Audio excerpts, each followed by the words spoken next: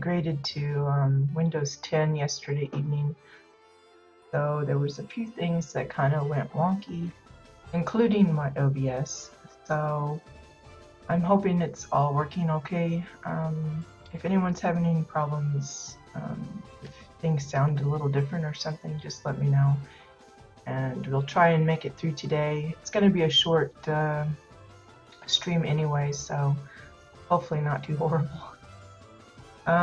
But we're back on my main plot, Protostar Sky Plaza. I had someone mention, well, it's not really like in the sky because the land kind of extends off into the distance. I said, well, I just have like a really huge plot of land in the sky, so I'm in cahoots with Protostar, so they gave me like a bigger plot than everybody else. Anyway, before we get started, just a few I don't know, announcements, mentions, or whatever. First, officially, I have hit 100 followers. That happened yesterday. I believe it was a Jazzy Gaming that helped me reach that milestone finally, including all of my other followers, of course. Well, I know that a good many of them don't like regularly watch my show, and certainly most of them don't regularly come and chat with me in the Twitch chat as I'm streaming. I do appreciate all of the follows. I'm not one to go around advertising a lot. I do tweet occasionally. In fact, speaking of which, I probably should go ahead and do that before I forget. But I'm not one to push for, I don't do a lot of like giveaways and other kinds of promotional things to try and get, to entice people to sign up and regularly visit and everything. I just do my thing, and if people find it helpful, then I figure, well, maybe they'll come back. And so far, while the following is small, I've been really happy with a lot of the comments I get about how folks enjoy the videos, and some of them have actually even returned or felt compelled to give housing a try because of the videos. So that's a pretty special thing for me. I don't consider myself even remotely in the same league as some of the other streamers, and it's certainly not the kind of stream that everybody would be up for, because there's no action-packed raiding content or dungeoning or anything. I do absolutely no combat whatsoever, because literally I'm like one of the worst players ever in that regard. So I just enjoy the housing system, and that's what I want to showcase, and that's what I want to promote. And so far, it's gone really well as far as the stream is concerned. On that note, because of the milestone, while I wasn't particularly aiming for it, since we have reached that, I kind of wanted to do something special for those that regularly watch my show. So what I'm going to be doing for the next few weeks, I don't know how many weeks, I'm just going to arbitrarily say, well, I've got enough names and that, call it good. What I'm going to be doing is kind of noting down who visits while I'm streaming. There's already a few names on my list because they regularly show up, maybe not daily, but regularly enough that, I'm familiar with who they are and everything. So folks like Bones and Mario and several others are already on my list. But during this time that I decide to kind of watch more closely who's popping in to say hi and everything, I'm going to be jotting names down.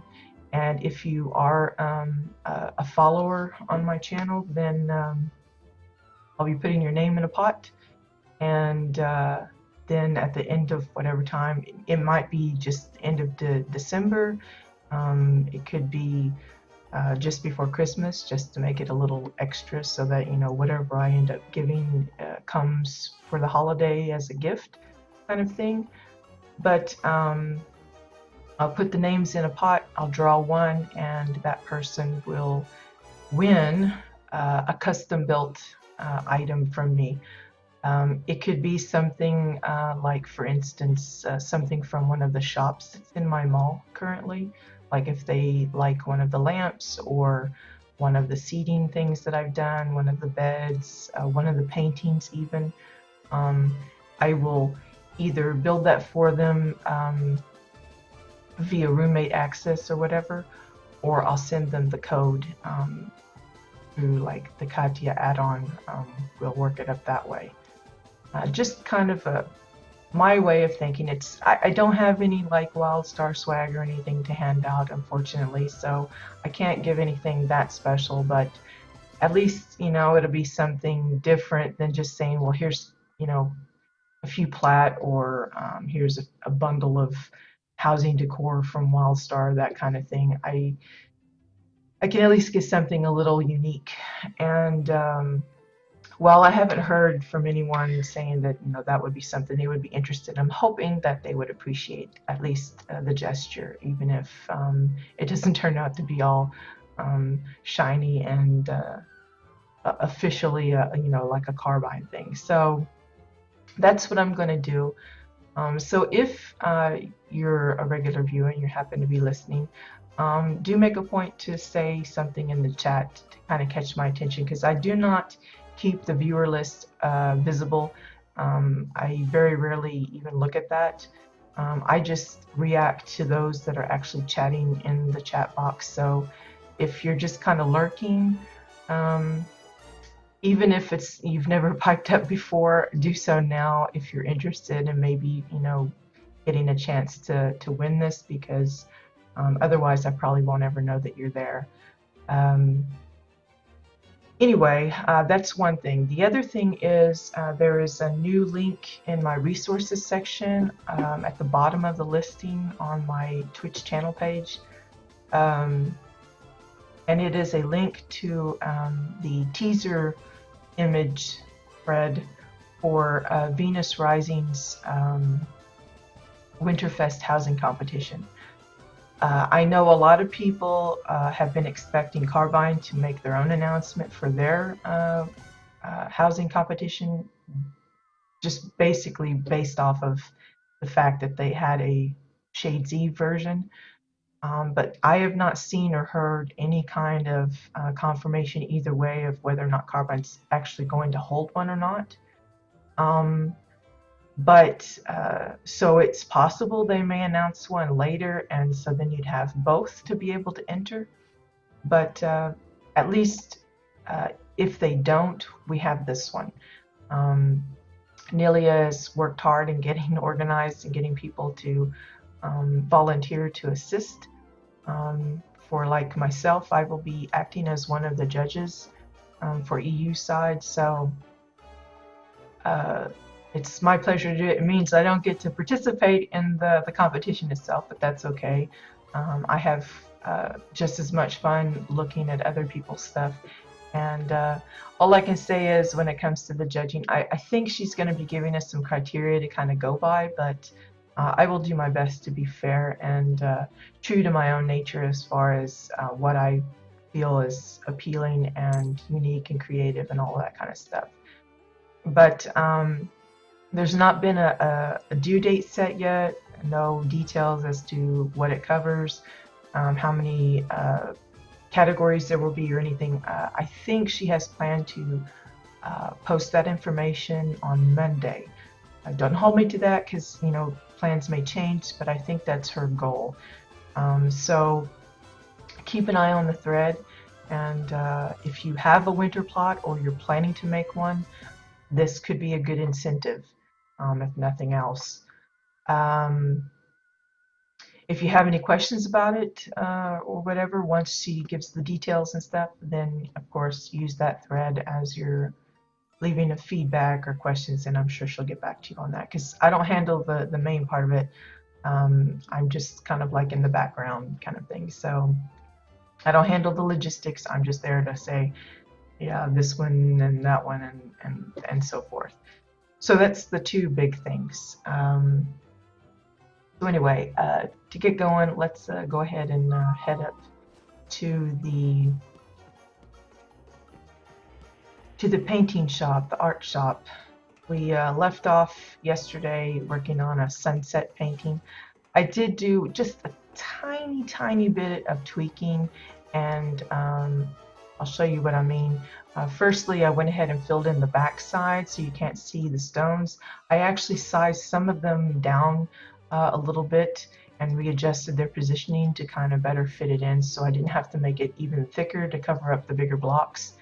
Um, I also repositioned the lighter so that this little blemish was more hidden by the like mountain thing or whatever that is.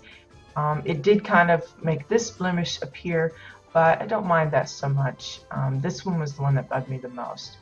I also moved the sun a little bit more to the left this way, and I've been kind of just repositioning a few things, and I had kind of started laying out the shadow of the bigger mountain, and that was about all I've done. It's just really tiny, tiny little tweaks. Excuse me.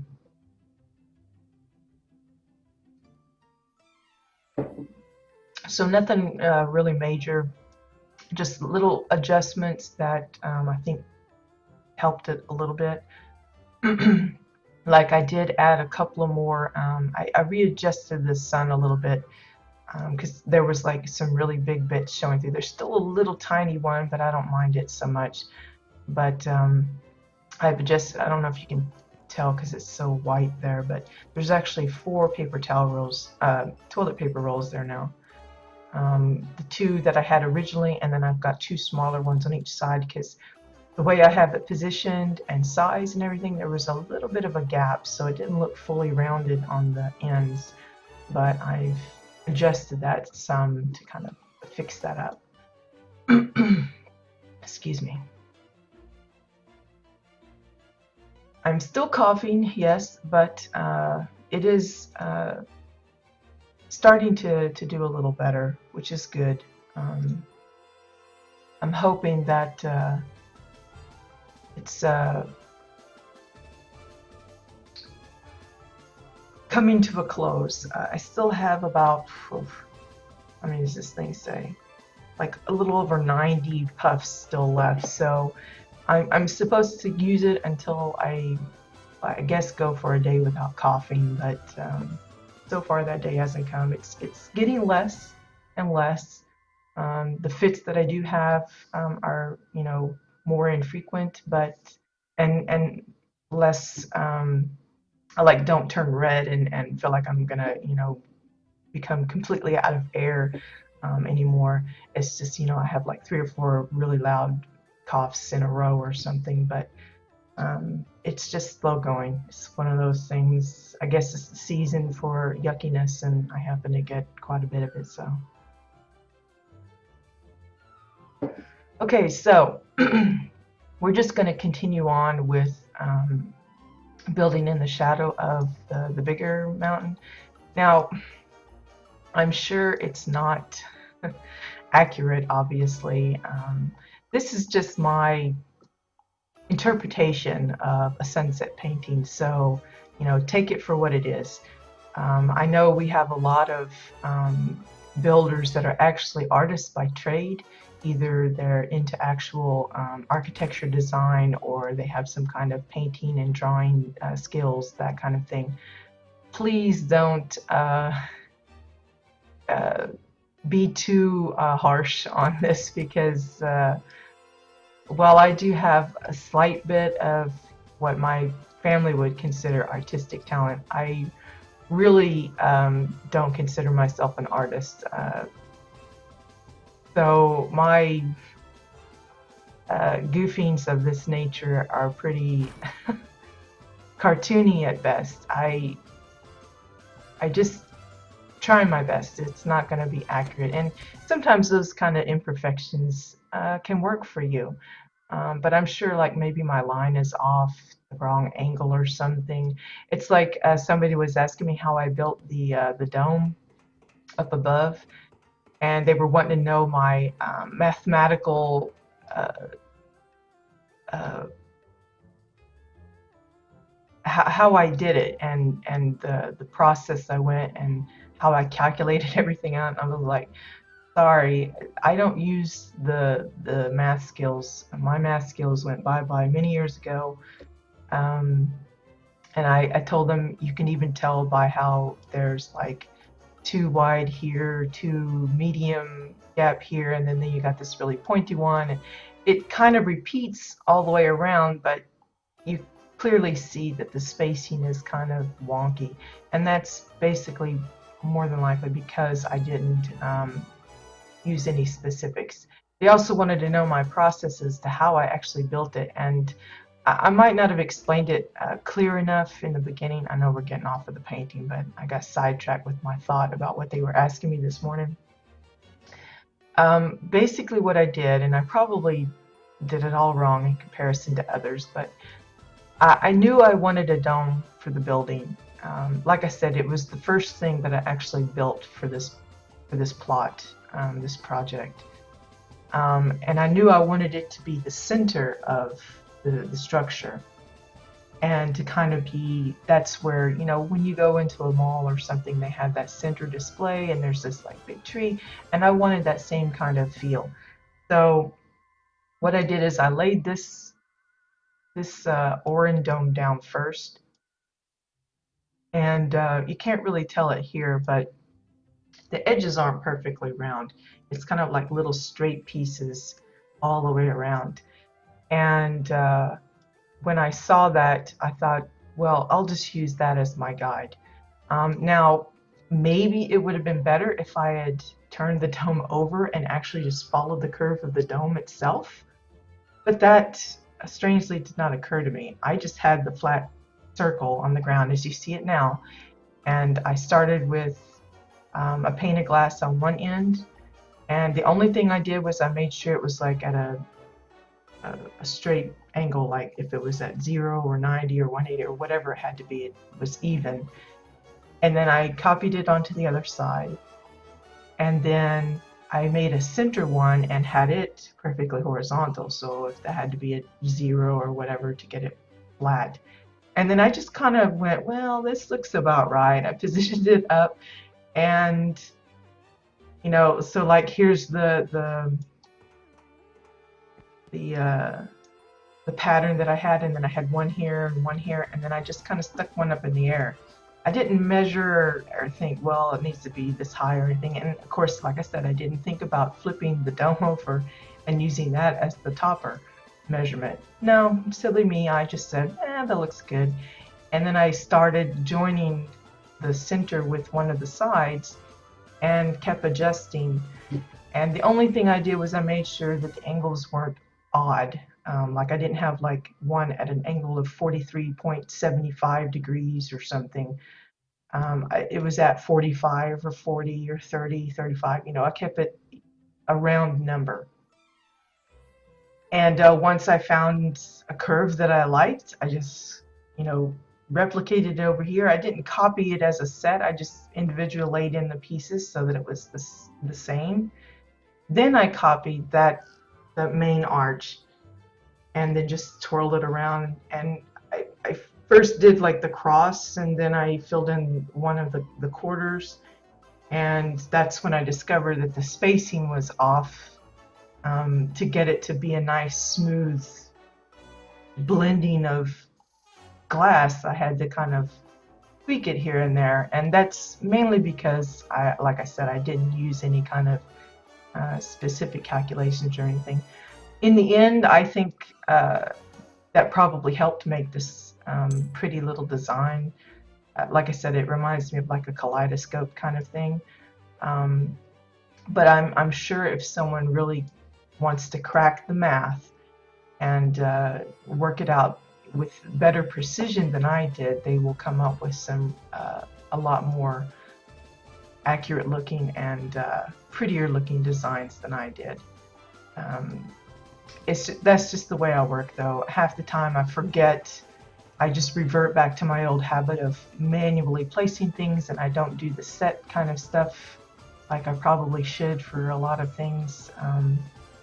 That's just how I work. But when it comes to like the painting thing, that's more organic, I guess. So I'm just kind of faking it to to my own eye, what looks okay to me. You know, maybe I'll lay in a few things and then it'll like look like weird. Like with the dragon, that was really tough trying to get the curves like I wanted.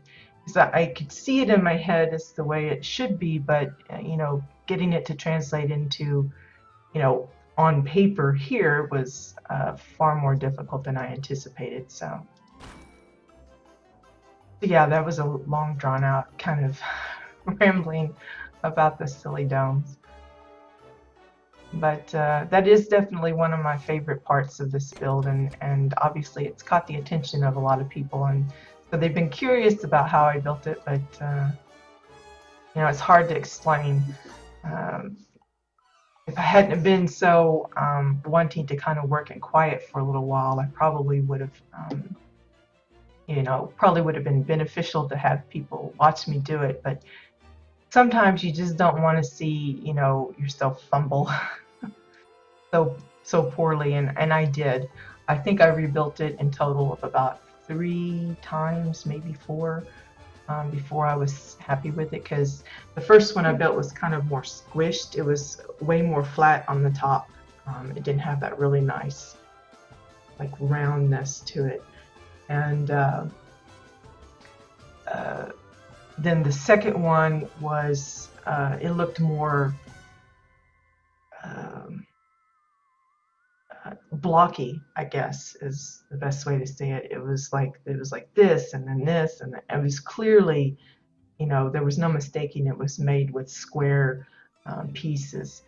Um, I think building that kind of structure will become a lot easier once they or if they decide to add like some triangle glass panels. Um,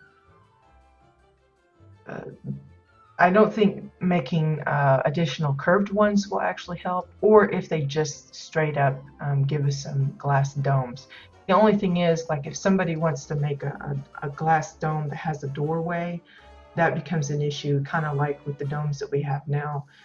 People have to kind of top it and then give it a base to be able to make a doorway, because you can't, you know, remove a section of the current decor. So I don't know. It's kind of a give and take as far as, let's see, I've done lost what I was trying to do here. With all this hatching here, it's kind of difficult to see which piece is being moved and not moved. See if I can get in here.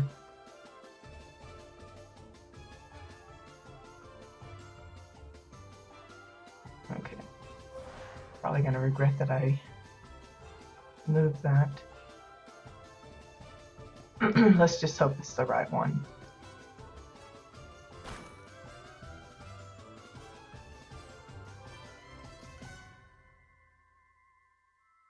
Sometimes I wish you could move this toggle prop thingy, because sometimes very annoying, because it's like right there, and when you're working in little small bits like this, it can be quite bothersome. So I'm just adding in some extra hashing here.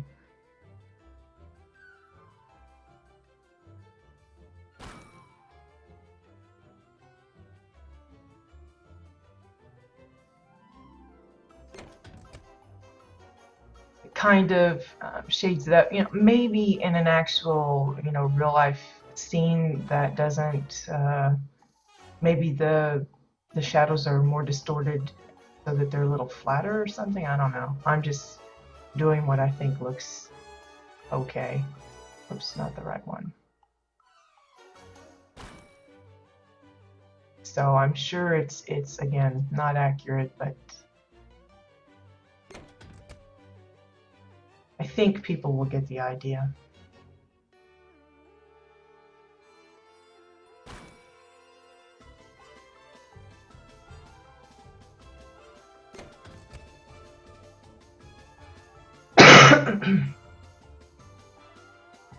Now again, every piece that I'm adding to this is subtracting from possible goodies that I might be able to add later, because my decor count is going up pretty dramatically now. So let's see, in fact, where are we at? Yeah, we're almost at 2,300, so that doesn't leave a whole lot. I know I'm going to want to, I still have one shop that's empty, in fact, so there's that to consider. I still have no idea what I'm going to put in there. In fact, if anyone has suggestions or ideas, feel free to fling them my way. I'm happy to. I just have been having trouble thinking about what else I might want to. It has to be a shop that I can think of many ideas, so that as time goes on, I can say, well, this one's been up long enough. I'm going to remove it and replace it with something different. So it needs to be a type of shop or store that has items that I think I can build many different versions of that type of thing. Like chairs, there's lots of configurations that you can make different chairs with different materials and different styles and shapes and everything. Same way with tables and hats and all the other types of shops I got, but I'm having trouble coming up with that number 12. I know there's like bookshops, but there's only so much you can do with a book, other than maybe change the cover of it. But what fun is there in that?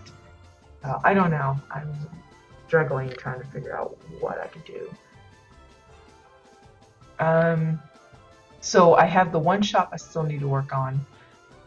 There's still a lot of little extra details using the new Christmas decor, or I should say Winterfest decor, that will be coming out once the event starts, that I'd like to incorporate. There's all of the gift packages and the gift bags. I definitely want to, really load this up with a bunch of those. There's also the gate and fence pieces that I'd like to use. I'd like to make this a little bit more grand, kind of presenting it as like a little mini stage kind of thing. I may actually even put a larger cylinder here and then raise these smaller ones up on top of it so that it's like a full-on stage with just some tiered little pedestals there, just to make it stand out a little more. I really wanted to add some extra decoration around the Advent house, but like I said, it's little pieces here and there, and it really adds up fast. And I like, not only do I want to decorate with some gifts and things down here, but I've also got this little tree shelf to do, and of course the other tree shelves, if I decide to use them, I'd want to put things on there. So it's just nerve-wracking to think that I decor space before I can add all of the details I'd like to add. That's the price of custom building the majority of your home, of your plot. All those little bits coming together to make one item, while the one item might only take up a small portion of your space, it doesn't leave a whole lot for fleshing out the rest, which is frustrating. Excuse me.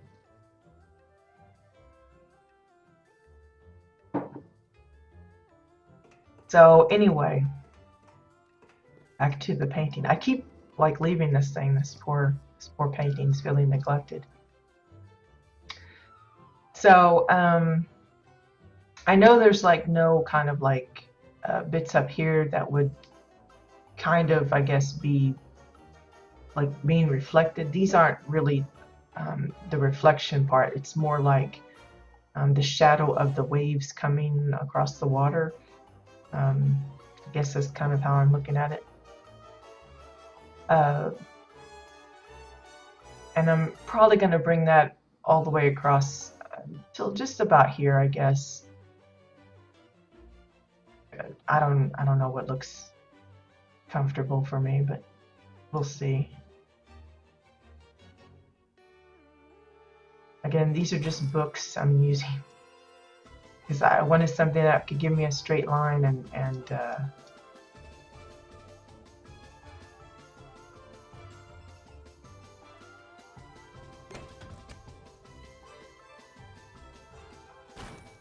so I'm just kind of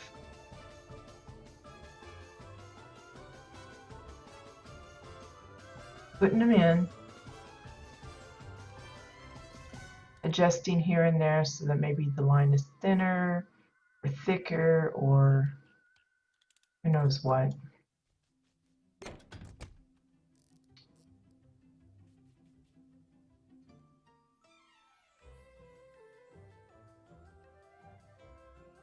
Keep hitting the lighter rather than the books.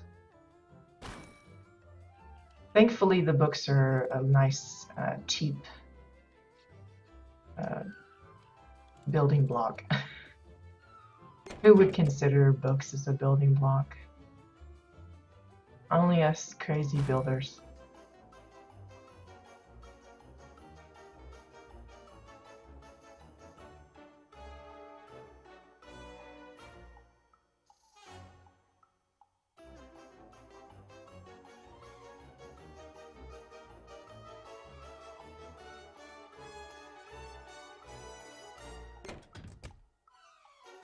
So we've got this this water and stuff, and then I kind of left a gap here because it's supposed to represent like the where the sun is.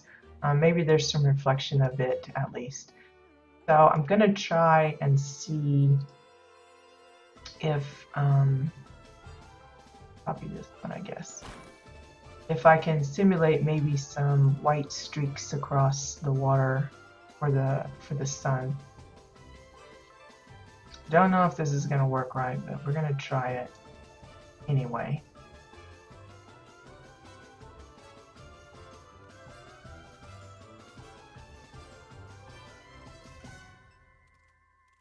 Let me get this turned the way I need it first.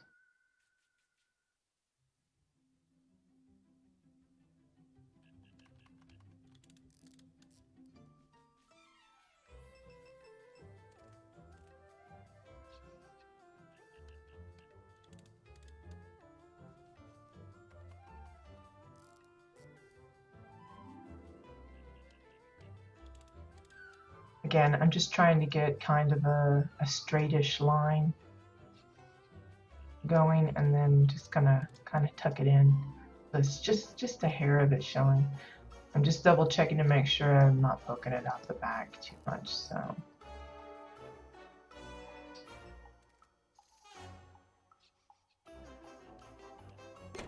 And then I'm just going to, yeah, I think that's still slightly crooked. So let me test that again.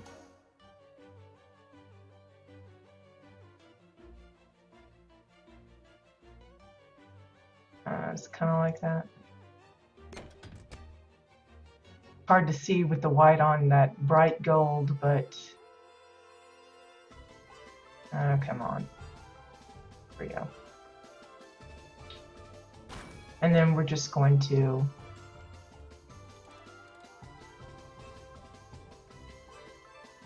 do that a few times.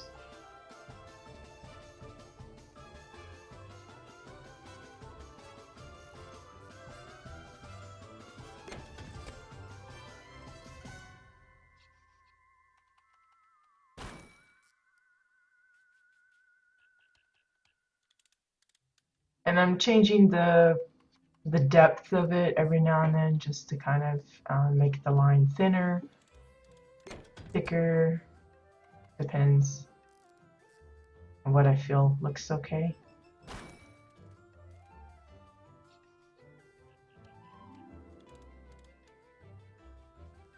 And I'm zigzagging it because, again, I'm trying to get that kind of like water motion feel, but without there actually being, you know, too much detail as far as with, you know, I'm trying to get it, but with as many, you know, few pieces as I can get away with. because I have a real bad habit when I'm doing something like this. I allow it to get really detailed. I ended up using so much decor just messing around with that. So.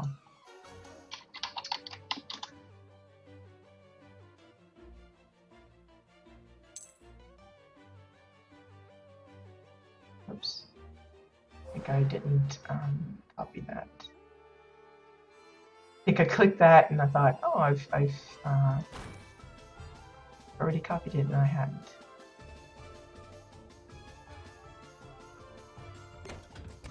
Okay, one more I think, and we'll call it good on the sun thing anyway.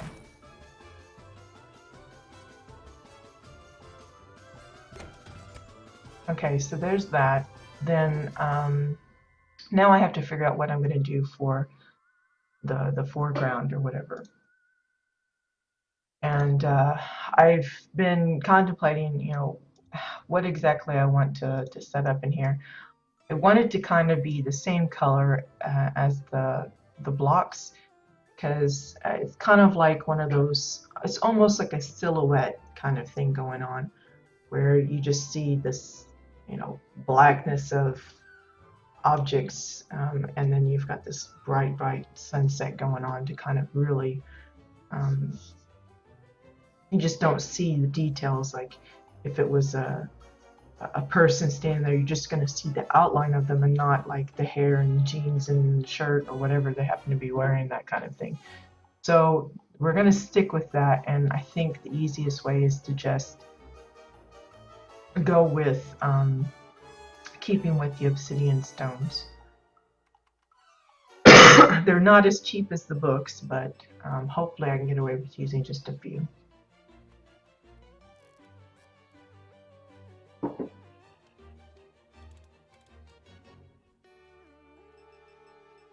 Just noticed my mouse is changing colors. I've got one of those razor mice things.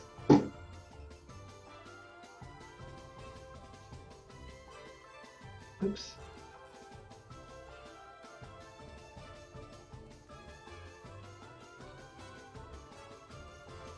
Razor mice thing.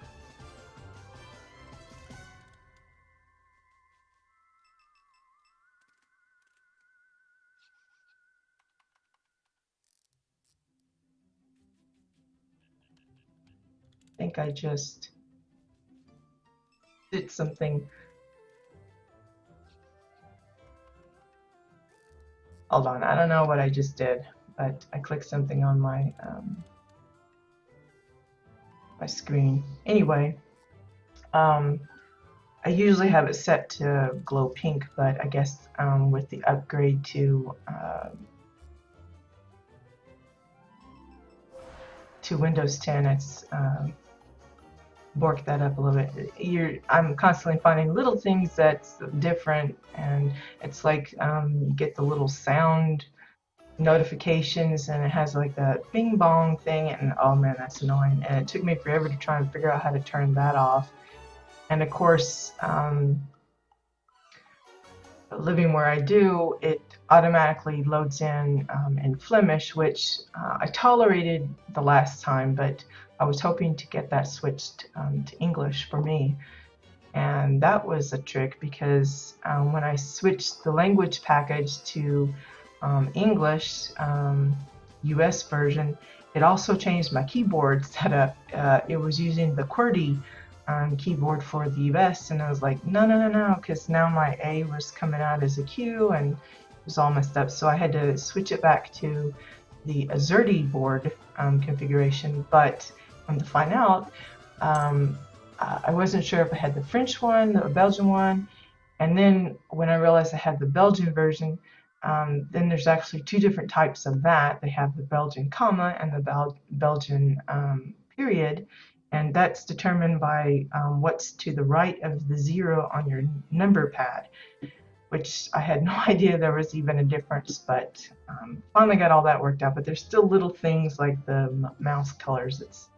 I'm discovering as I mess around with things this morning that I'm going to have to reconfigure and set up again.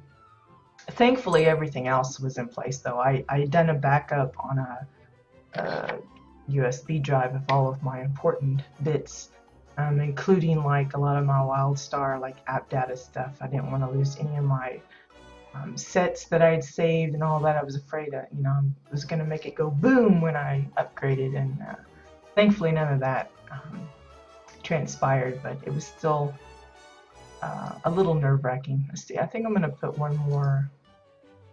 That one corner bit looks a little too bright, so I'm going to add another piece there. Nobody else will probably notice it, but I do, so I'm fiddling with it again. Anyway, so what I'm going to do is I'm going to use the obsidian stones again to build up something for the foreground. I don't know what yet, though. I literally have no idea. So we're just going to see how it goes. See what we come up with. I know there's going to be some kind of ground. I'm going to rotate this up again so it doesn't look the same as the mountain bit.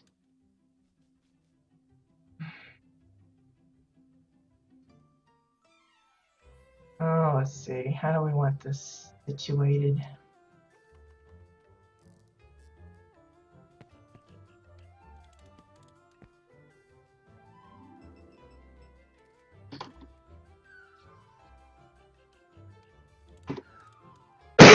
Excuse me.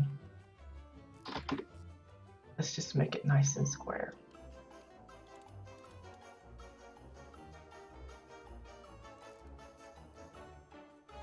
And the reason I sink it so far back till it's just poking through is because if you kind of forget to do that, you end up with things like with the dragon. If you look, there's a lot that's three-dimensional about it.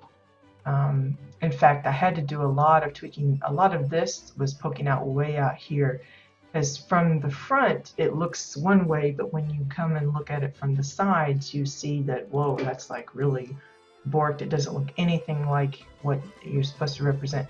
So I had to do a lot of rebuilding here just to get it kind of more pushed in and as flat as I could make it without really messing up the overall appearance from the front.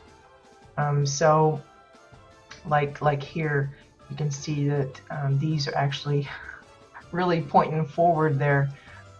So, you know, from different angles, it looks odd.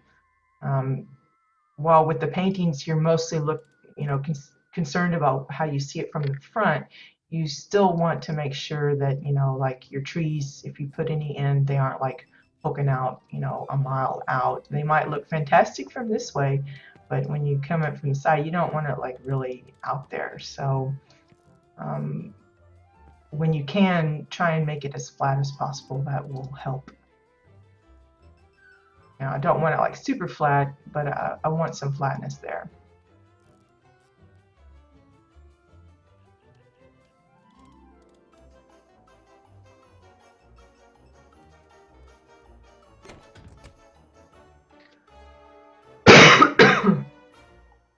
So we're just going to lay in a bit of a foreground round,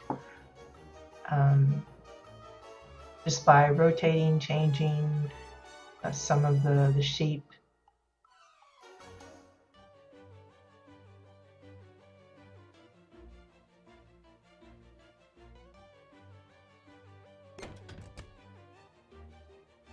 Tweak it all you want. You know, this is just, you know, it's an abstract. Let's call it that, so that people won't get onto you if it's not perfect. That's the fun thing about, you know, painting and stuff. You just do whatever you want with it, and it looks fine. So again, you know, we're still good on the back. It's not anything poking out, so.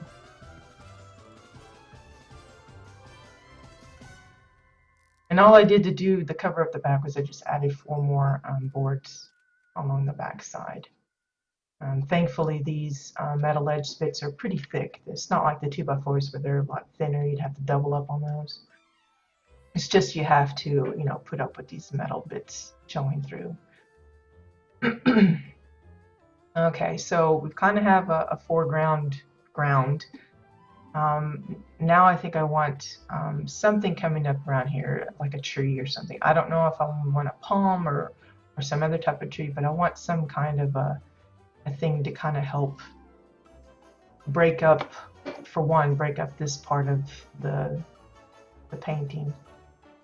So we're just going to use the obsidian rocks again, but I'm probably going to resize it so that I can get a little bit more control over the shape that I'm going to aim for. Let's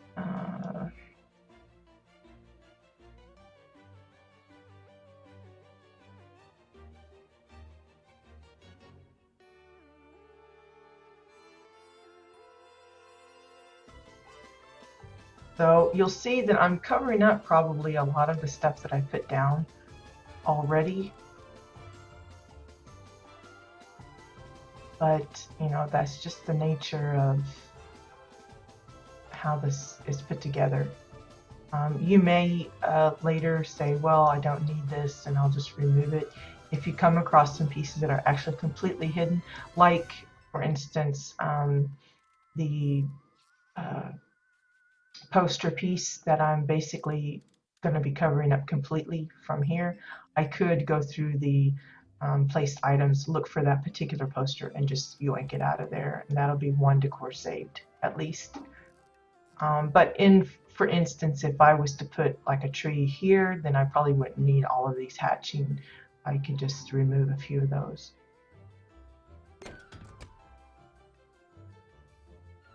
So now we're going to just keep building up until I get a shape that I think looks all right.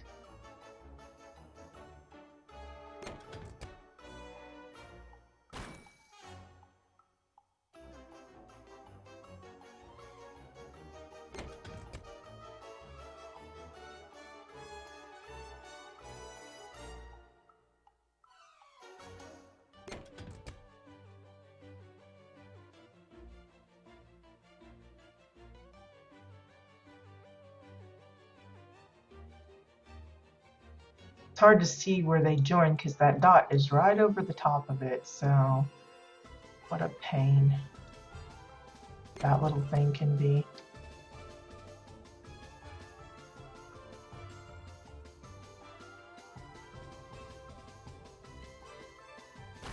I'm gonna size this down a little bit more. I'm gonna turn it.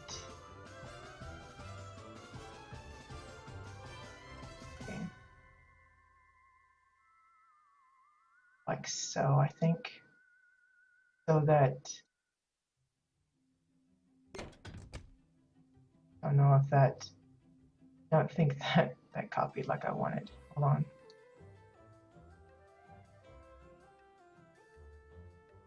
Let's, oh,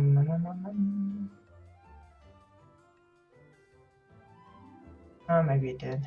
Let me just move it a little bit and place it again and see if it gives me the, it gave me an error the first time, but it seems to be all right now.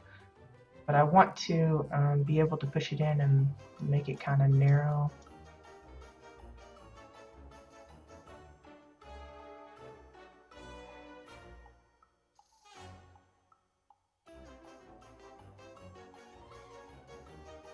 Again, that silly dot is in the way, so I can't really see where exactly it should be joining there.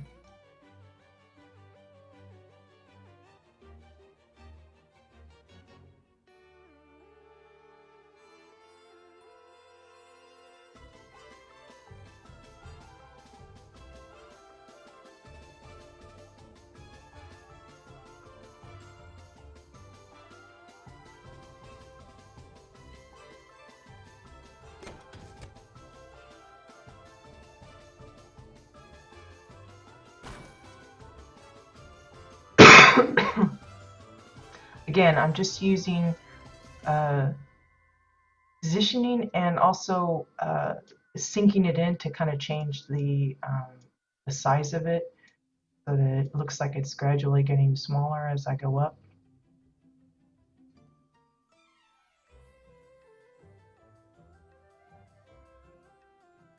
Looks like we're going to have a little bit of a wonky bit there. See if I can get rid of that by turning it slightly.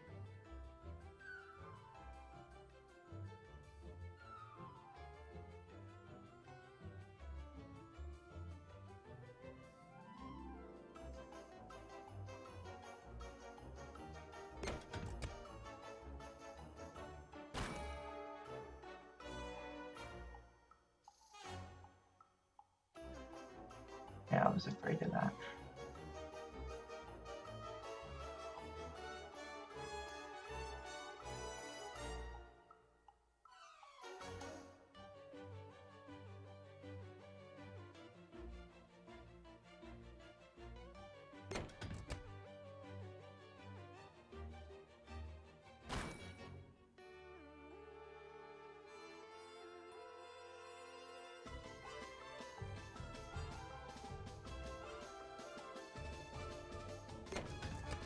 Okay, so there's one branchy thing.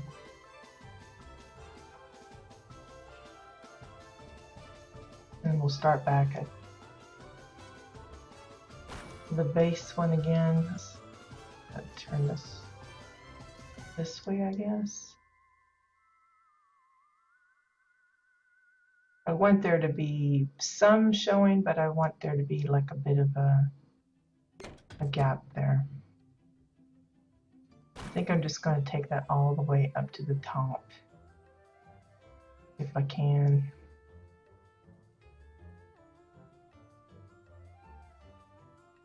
You know, if there's some imperfection in the line, that's okay too. You know, trees have their little knots and things. But I don't want it looking like it's disjointed or, you know, weird. You can kind of see that here. There's like a little bit of jaggedness, but I'm going to attempt to ignore that. And I certainly don't want like the same knot repeated, so I'm modifying it as I go to try and cover that up.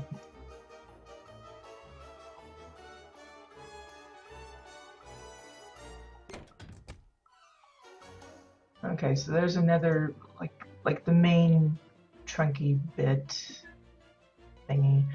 I think where this little bit is, we'll have another branch come out maybe. I don't know if that's going to be too big or not.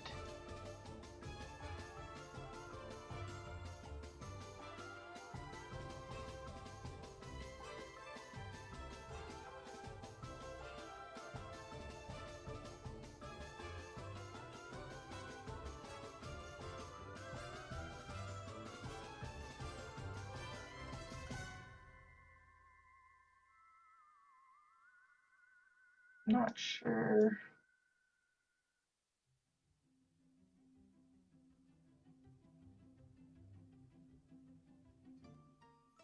I'm trying to get rid of that little hooky thing, but it just doesn't want to go away, does it? Let's see, do we want that one going straight up, or do we want that one kind of going kind of across? I think maybe both, but up and then back down or something, maybe? I don't know. Let's just see where it goes.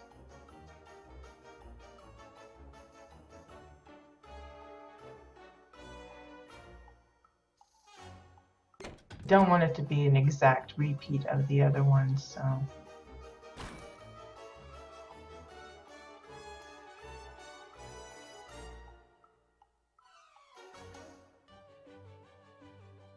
I also don't want it to completely cover up the other one either, so it's going to be kind of a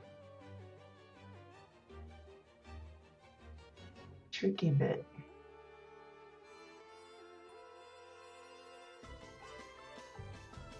That down a little more.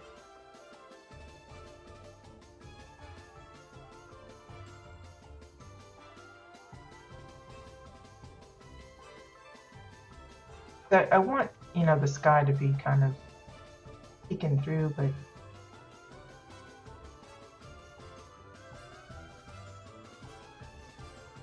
I don't know if that looks right or not.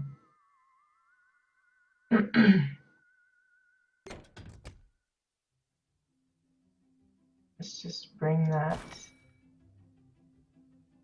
further down to try and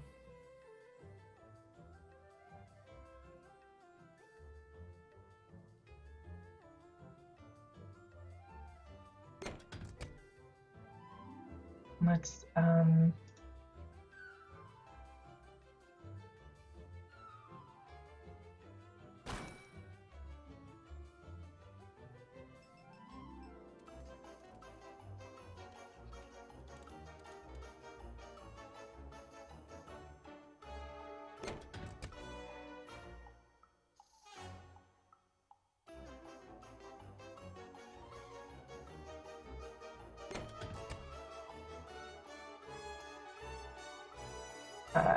I don't think I like that part.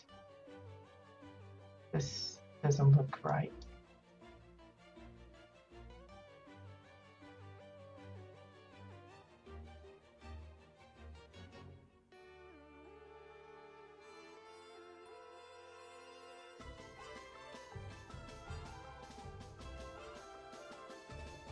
A little better, maybe.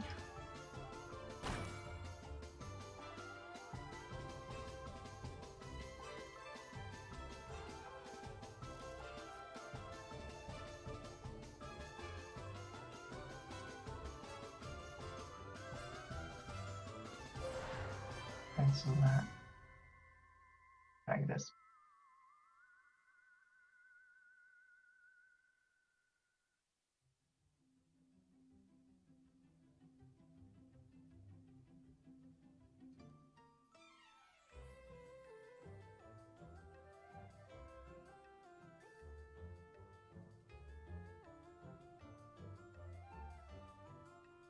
Mm-hmm.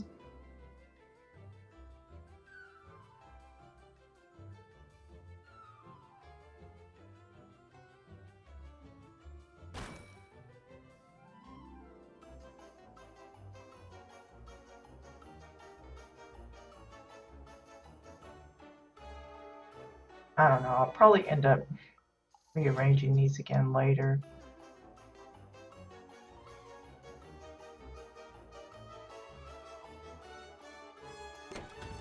Get the idea. Sort of.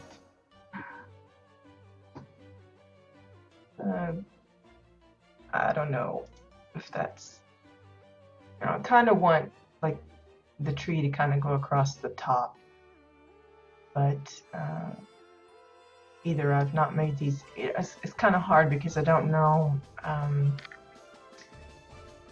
not sure. Let's see. I wonder if I got any withered trees. I don't think anything would like really look right.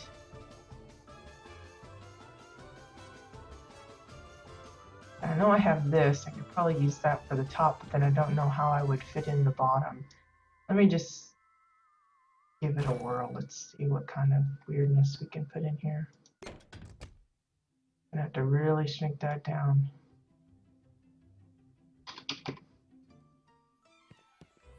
Do what I'm thinking of doing. Let's see.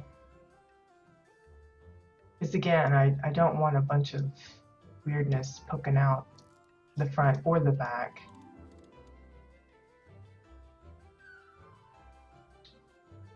And I just don't think this is gonna work like I'm hoping.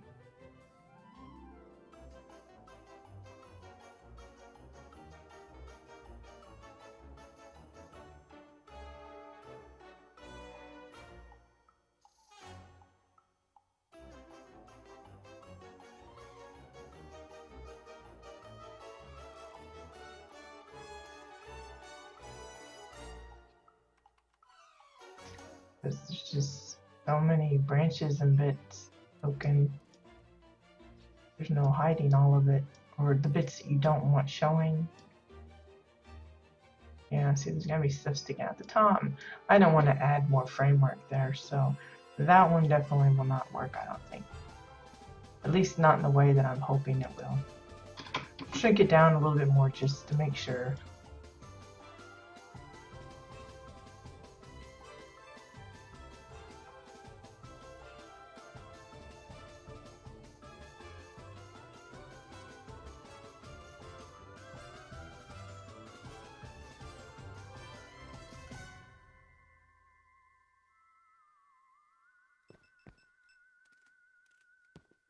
I don't know. I think it might be too fine for the size of trunkies that I've got there.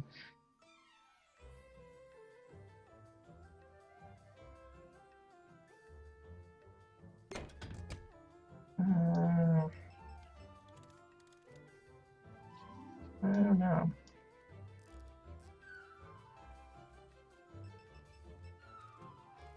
I don't know if the shape of it looks right or the angle that I have it.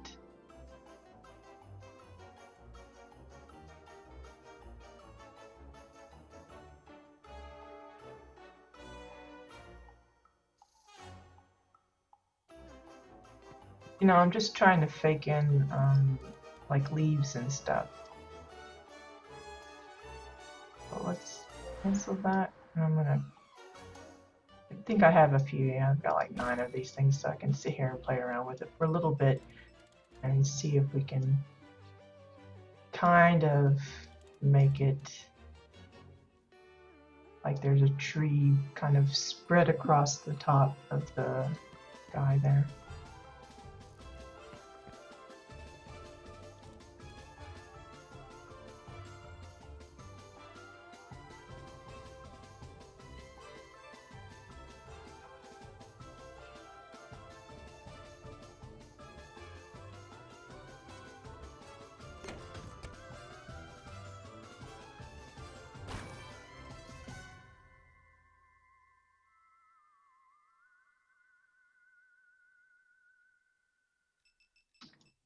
Just trying it in different, I don't want to use the same clumpy of stuff in the same arrangement.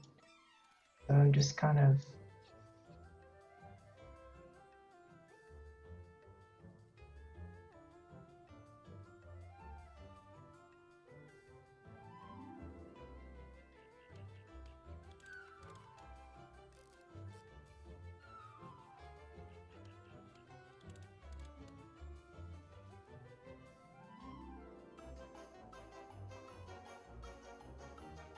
notice there's a few bits sticking out here.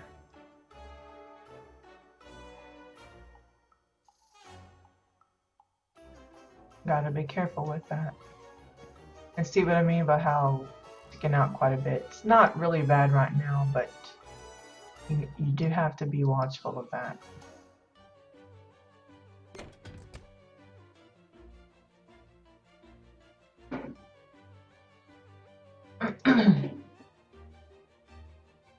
Maybe a little bit more here, and then that will kind of be okay. I don't know.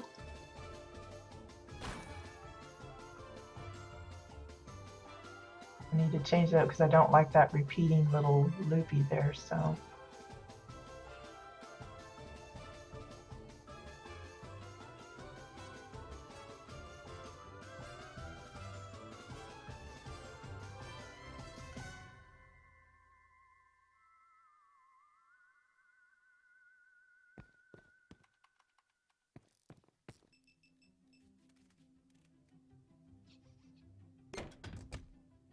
And one more, I think. Again, I'm going to turn it because I don't want it to be too matchy-matchy.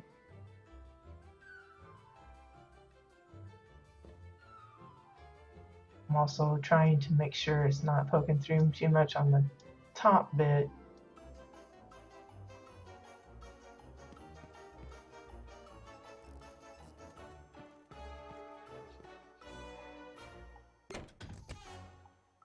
Okay, something like that.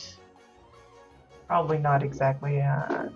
I may end up changing the shape of the tree itself, but that's kinda, sorta alright. Maybe it should be more clumpy out here rather than so close to the base of the trunk. Maybe that's too clumpy.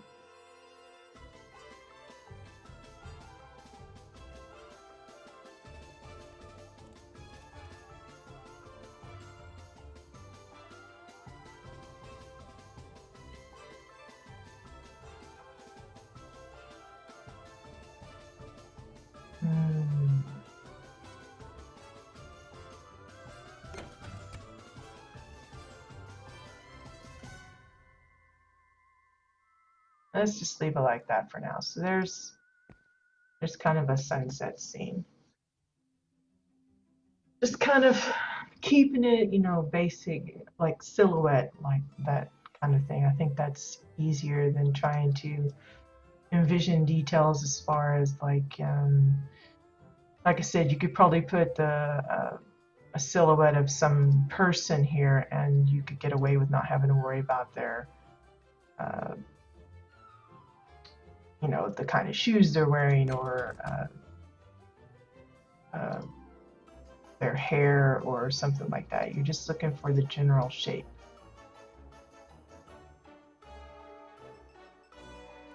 Just tweaking this a little bit more because I don't like those little scraggly bits in the sky kind of thing going on.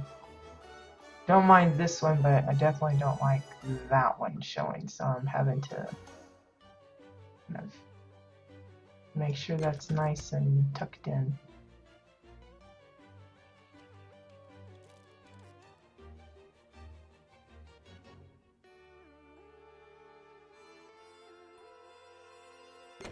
Just making little adjustments to the shapes and curves and things.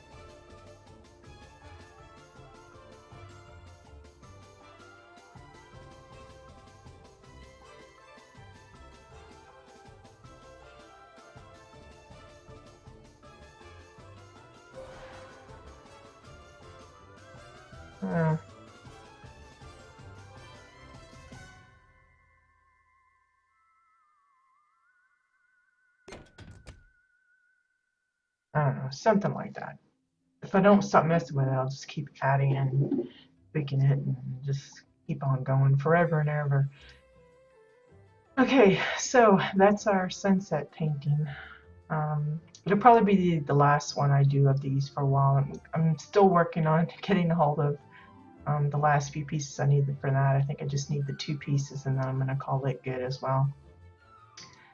But I just really don't want to spend too much more time on these because, again, I'm eating away at what little decor I have left. So if I at all hope to be able to use a lot of the holiday decorations that's coming up, I really need to back off of that. I have tentatively started on the interior of the bunker house, which for those of you that don't remember is accessed right underneath the holiday tree here. You can see I've started something. I'm not going to give any specifics. This is just, that was my marker to know where I drop in. Because used to, I think when you zoned in, you were closer to the ladder. Now you're kind of out of way, so I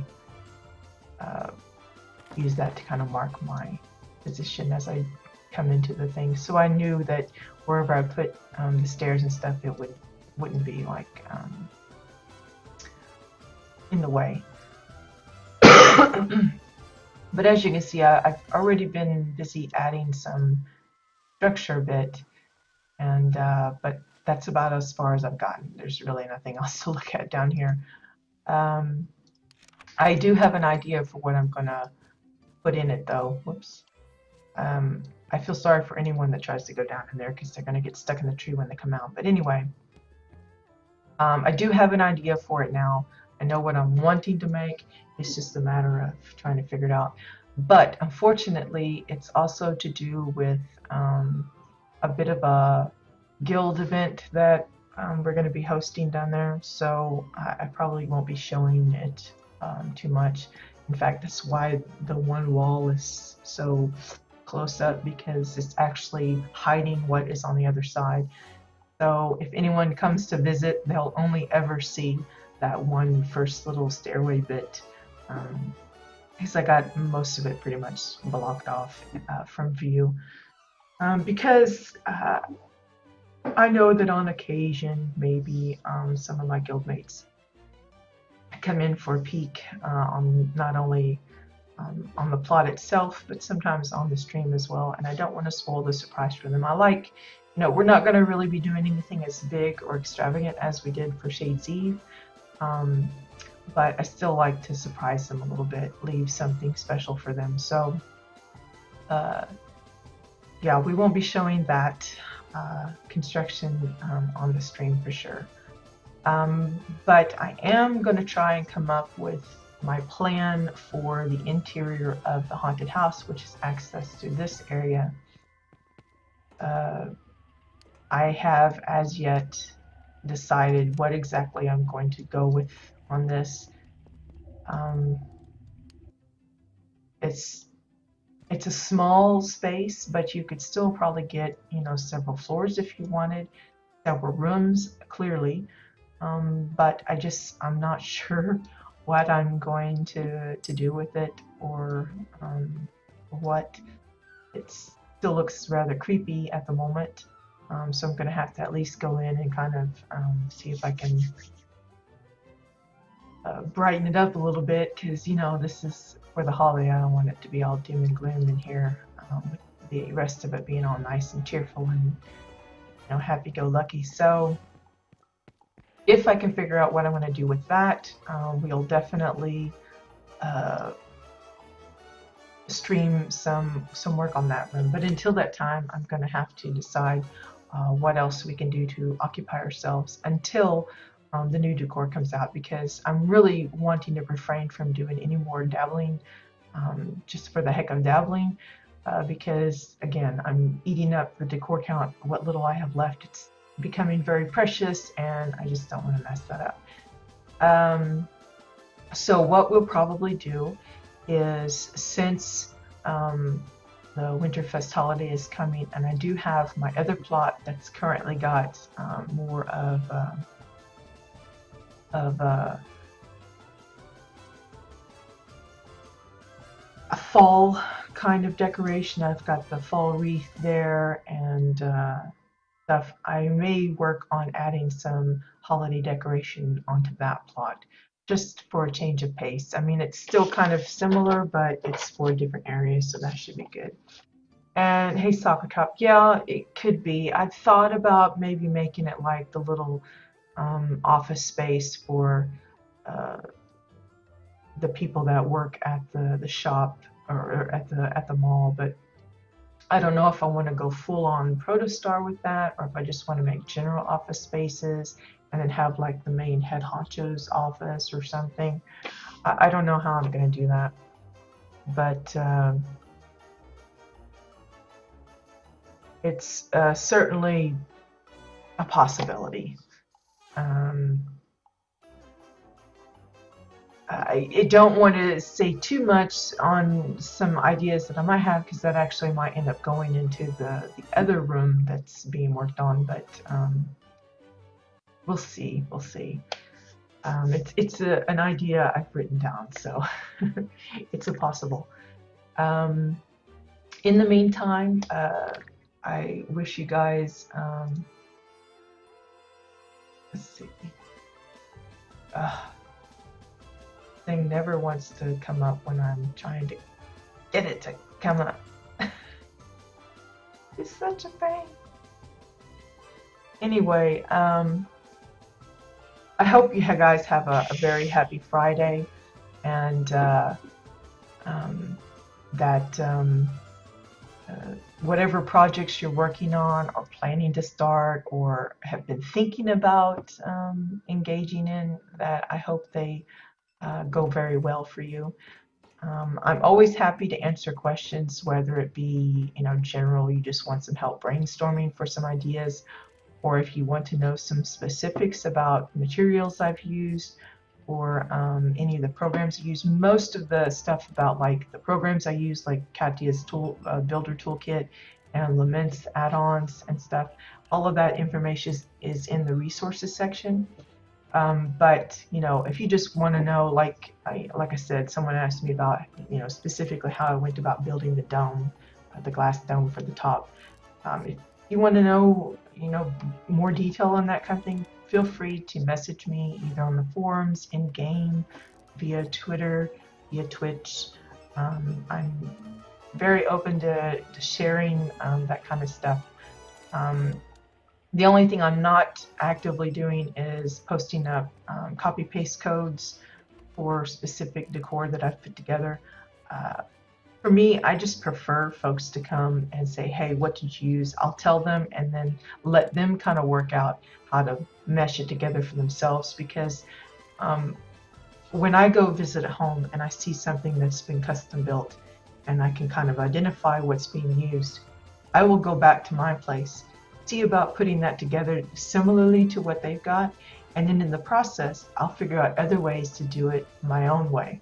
And I think that's much more beneficial to others, rather than just always just giving it to you as it comes, to allow you to experiment with using my build as a guide and inspiration, rather than just saying here it is and then leave it as it is. Because, you know, my goal isn't just to have people have pretty homes. I want people to be interested in building their own versions of things. You know, you might see someone build a washer and dryer set. You might use similar materials that they do, but the end result will always look unique to your creation. And I much prefer that kind of sharing than just always chunking it out as a copy-paste thing. It's not to say that those that want to share in that way is a bad thing. That's their choice. And for those that use those copy-paste features, that's also their choice. I just hope that, you know, if they do use them, that they don't try and take credit for them. You know, give the builder, you know, do credit or whatever. A reminder again, like I said at the beginning, I have reached the 100 follower milestone. It's not a milestone I've been particularly aiming and pushing and rooting for, but I knew eventually it would happen. You know, it's one of those things. It's kind of like, you know, building up your plat. You know, 100 plats sounds so far away when you're first starting out, but eventually you're going to get there. It's just a matter of time. And the same is it's the same with the follower count. I've slowly but surely collected a few here, one there. May go for several weeks without a new follower, and then suddenly I get 3 or so, and it just so happens that yesterday, I believe it was, I hit 100. So in celebration of that, over the next few weeks or so, I'm going to be paying more attention as to who drops by and says hello or asks a question or offers some kind of comment or anything in my Twitch channel chat as I'm broadcasting, and I will be noting those names down.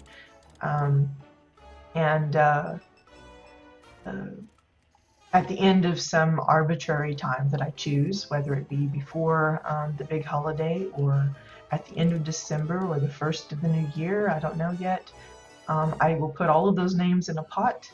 I will draw a name, and that person I will gift a custom built item. And in that case, that will be a situation where I will be happy to share the specific code if they by chance are on a different realm or region or whatever. But it's going to be specifically, even if you chat in the chat, if you aren't following, I probably won't be noting your name down. It's for my followers, but those that are actually active and you know, participating in this little exchange that we have going on.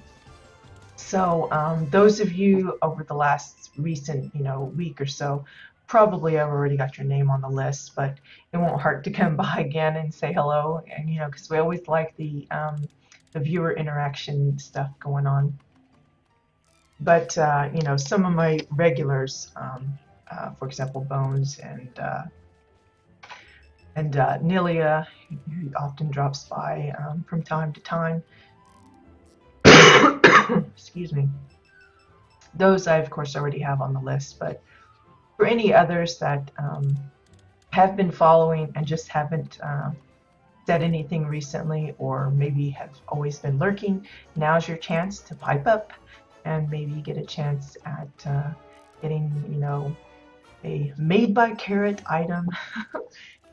Maybe that's not, a fantastic price for somebody, but I'm hoping that it will suffice because, like I said, I'm not in the position to offer WildStar swag like some of the other streamers. It's just not in the stars for me to have that kind of pull from Carmine to be able to get that stuff. So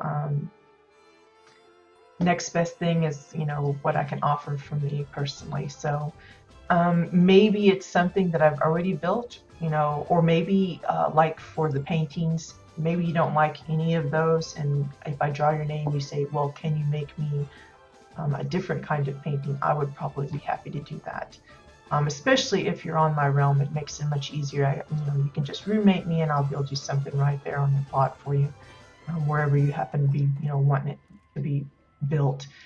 But in the case of somebody that's on a different faction or realm, and we can't necessarily get me on there to build it, in person, then I will just build it or share the code of it or whatever afterwards. So there's that. As well, a reminder, there is an upcoming Winterfest housing competition hosted by Venus Rising, which is a Dominion guild on Jabbat EU side.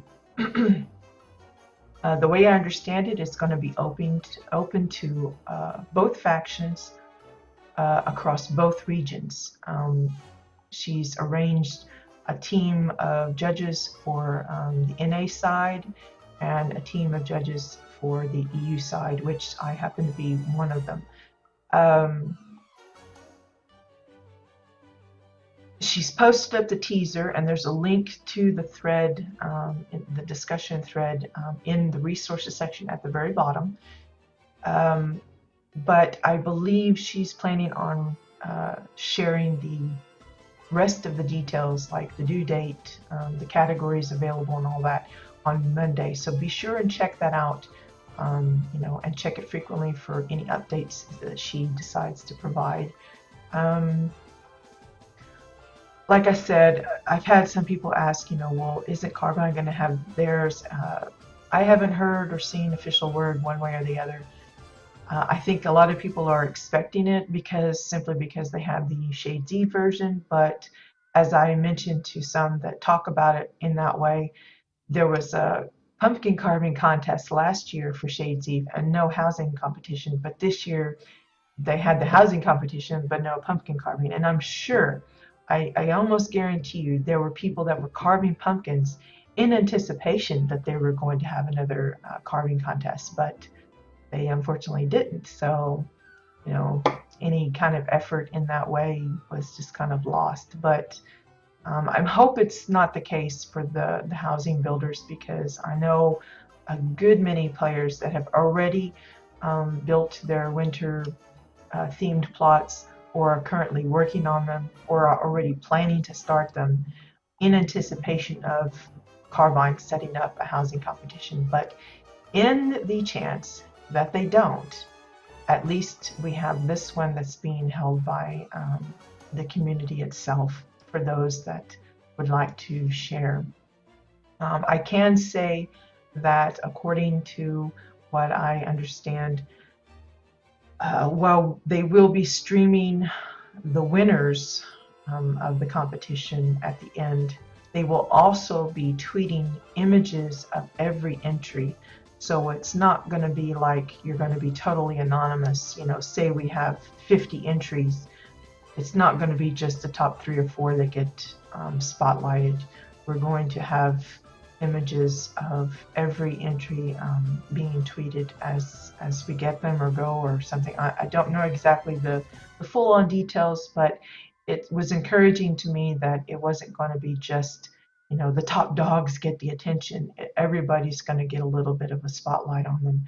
It may not be as much of one as they were hoping. You know, with Twitter, it's going to be like maybe um, if they do 1 tweet per house, you know, it'd be a maximum of 4 screenshots per tweet. So um, they may not show exactly the images that folks are hoping, but at least it's some attention and, you know, an extra kind of thank you rather than just saying thanks for entering, but these are the only ones we're going to look at kind of deal. So there is that. So yeah, I think that's it. Thanks for joining, and again, I appreciate all of the tweets, retweets, the following, the interaction in the chat. I always love that, and I hope you guys have a great Friday and a great weekend, and I'll see you next week. Bye bye.